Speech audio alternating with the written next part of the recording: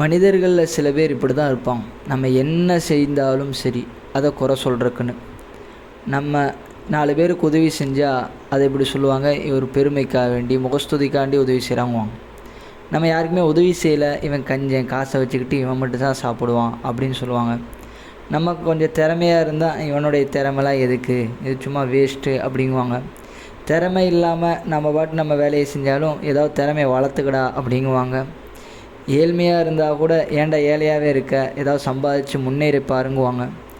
பணக்காரனாக இருந்தால் இவன் பணத்தை நீயே வச்சுக்குவ, யாரும் கொடுக்க மாட்டேன்னு சொல்லுவாங்க. மார்க்கப்பற்றுள்ளவராக இருந்தால் மார்க்கப்பற்று இருந்து என்ன பிரயோஜனம், இவன்கிட்ட அறிவு இல்லை, சொந்தமாக சுயமாக சிந்திக்கக்கூடிய ஆற்றல் இல்லைங்குவாங்க.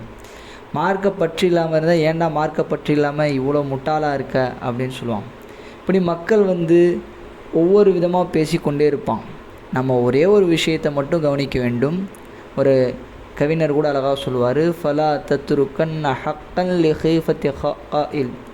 ஒருத்தர் சொல்கிறதுக்காக வேண்டி சரியான விஷயம், ஹக்கான உண்மையான விஷயத்தை விட்டுறாது அவங்க சொல்கிறதுக்காக வேண்டி.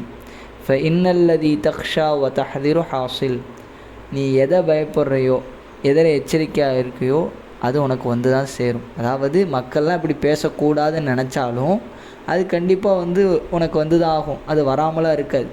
அதனால் சத்தியமான அல்லது உண்மையான ஒரு விஷயம் சரியான ஒன்று தோணுதா, யாருக்காக வேண்டி விட்டு கொடுக்காதன்னு சொல்லி அழகாக சொன்னார்.